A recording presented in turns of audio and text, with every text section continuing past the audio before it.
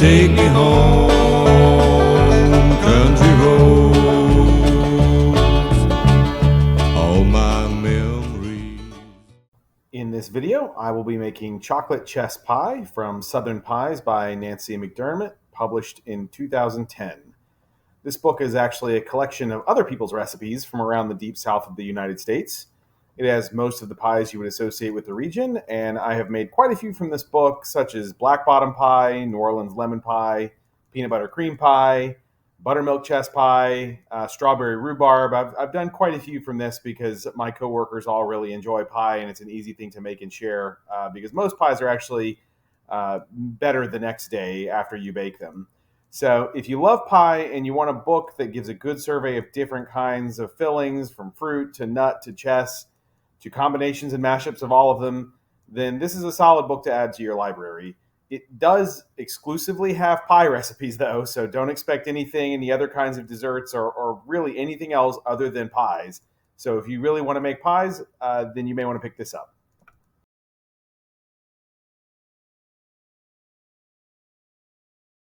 Here is the setup for our chocolate chess pie. This is a really good, very simple recipe that anybody can make, especially if you just use store-bought crust, which I am here, only because I don't think it makes a huge difference for this particular kind of pie.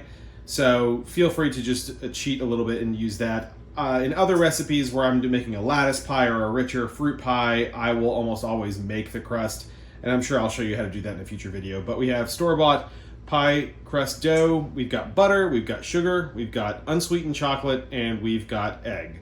That's it, in addition to a little bit of salt, which we'll throw in later, but that's all there is to it. This is a very easy recipe. It's an Old South classic. This, despite being so simple, I get asked to make constantly by my coworkers and friends, so I suspect if you make it, you'll get the same result. All right, let's hop into the recipe. All right, first thing we're gonna do is set our dough. So you just wanna go ahead and get that in there. Try to get it as centered as you can so that we've got an even distribution of crust along the edges, at least as much as possible.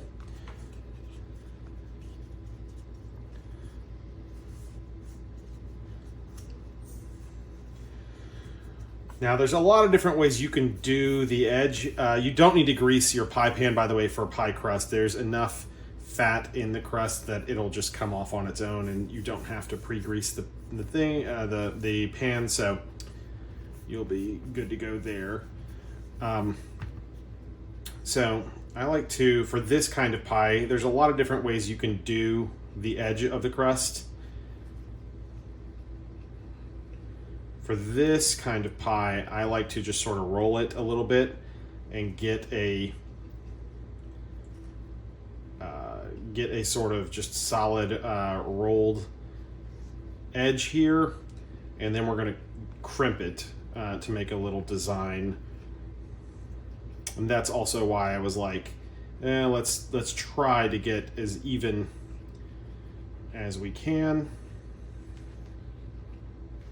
And what we're going to do is, after we crimp the crust on this pie, we're going to just put this in the refrigerator while we make the filling so that it gets nice and cold again before it goes in the oven.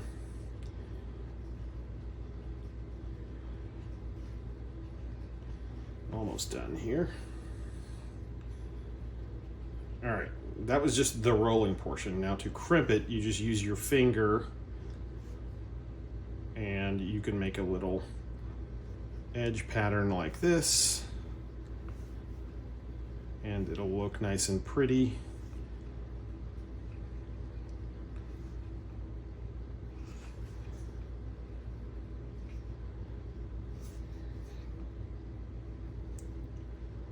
And there's different, like I said, there's many different ways to do the edge of pie crusts.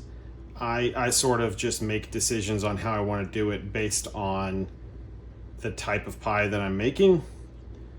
I tend to do fancier things on double layer pies like fruit pies and stuff like that. For simple pies like this, I actually think this simple crimping design suits them very well and aesthetically. But, you know, everyone has their own skill level. So if you want to experiment, if you want to try different things, if you are a pastry chef, and you've just never made a chess pie before, and you happen to come across this video, then do it however you'd like. So, all right.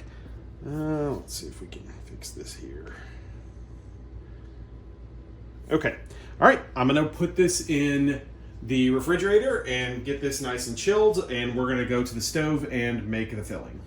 All right. I've gone ahead and melted the butter in the pan, and we're just going to go ahead and throw in the chocolate. Now, I keep this pan on medium-low because the chocolate will burn, and you definitely don't want it to burn if you make it too high. A lot of times when you're melting chocolate, you do what's called a double boiler, and depending on what I'm making, I may do a double boiler as well, but not for this recipe. This is so simple and easy that it's really not necessary. You just want to get the ingredients nice and mixed and melted, like I said, because this is so simple.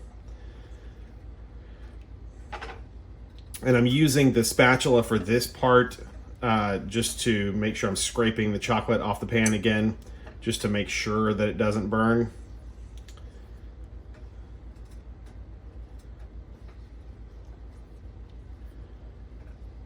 And as soon as this chocolate is all melted,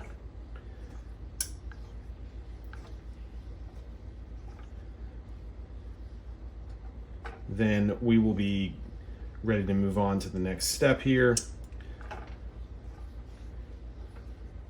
And like I said, this comes together so easily. And there's actually, there's many flavors of chess pies. It's not just chocolate. Buttermilk chess pie is actually probably my personal favorite. But there is lemon chess pie, there's almond chess pie. There's a lot of pies that you probably are more familiar with chess pie than you may know if you live in the United States anyway. Pecan pie is a type of chess pie, or it's a derivative of sort of the original chess pie. So a lot of those kinds of pies, like the pecan pie, are also sort of the stepchildren or the children of chess pies. But like I said, it's super simple. If you want to bring something homemade as a dessert to someone's house, it's an excellent choice, especially if you're short on time or you just don't have that many ingredients. I believe that's how this was sort of invented, actually. So, all right, I'm going to finish up making sure I get all of these morsels completely melted, and then I'll pick up at that point. Okay, it is melted, and now we're actually going to take it off of the heat now. So I'm just going to lift it up off of the heat here to show you. But at this point, we're going to go ahead and put in our sugar.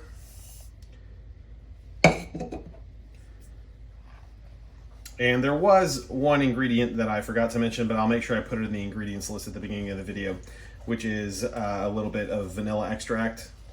So we just want to go, at this point, go ahead and get the sugar fully incorporated. This will also bring the temperature down a little bit, which we want at this point before we put the eggs in, because we don't want the eggs to immediately cook.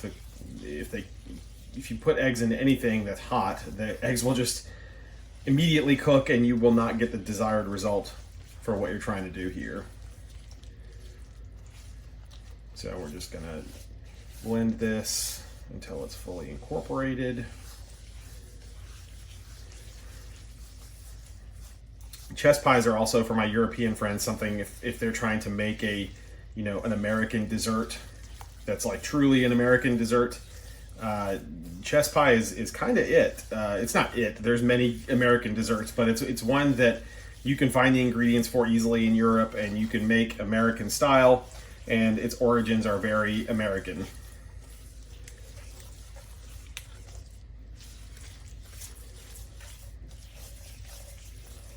Okay.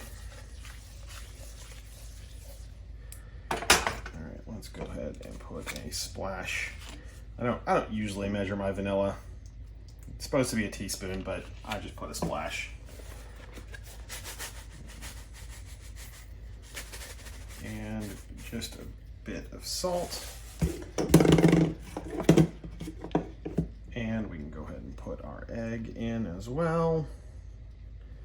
And you want to get that, don't stop until you're fully incorporated. Do not stop stirring this. Just to make sure that your eggs don't, if your eggs stand still and they're not incorporating, they might end up cooking because this is still fairly warm.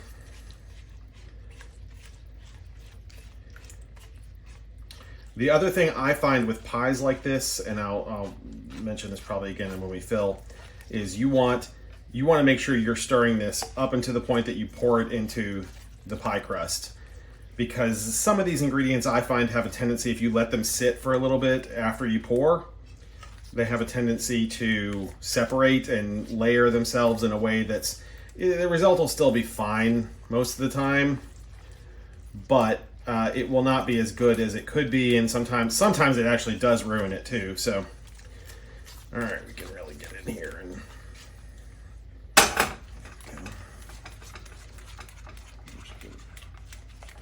make sure you're scraping and scraping.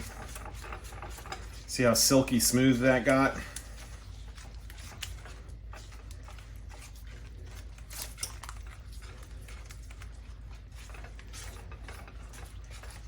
Okay, and that's it for the filling. All right, so the oven has been preheated to 325. Like I said, give this one more stir before it goes in to make sure it's just fully incorporated here.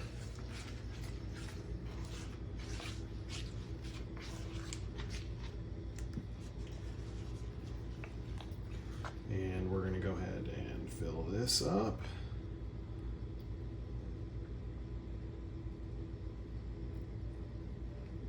Now, something I like to do with these pies is I'll put a shield in the oven. I'll put this on a low rack because this is going to bake for about 35 to 45 minutes. You definitely want to watch it. It's ready when it's no longer jiggling in the middle. So definitely, especially around the 35 minute mark, start checking it because it's going to vary based on your oven and other factors like that. So, yeah, start checking it at around that time, and I like to put a shield over the top of it, which is essentially just a baking sheet to help the crust not burn. And I feel like it helps the overall texture of the filling as well, because this is going to puff up a little bit. All right. Okay, I'm going to go ahead and put this in and let it cook for 35 minutes. I'll see you when I pull it out. Okay, I took our pie out of the oven. It looks pretty good. Now it's gonna puff up like this while it's in the oven. That's completely normal. There's nothing to be alarmed about there. It's actually, this is a pie you wanna let completely cool to room temperature. You don't wanna cut it now. So you want this, you can kind of see it starting to deflate already, but it's gonna shrink back down as the pie cools, but we're just gonna let this sit and let it completely cool to room temperature again. And I will see you guys when we actually cut it and show you the final result.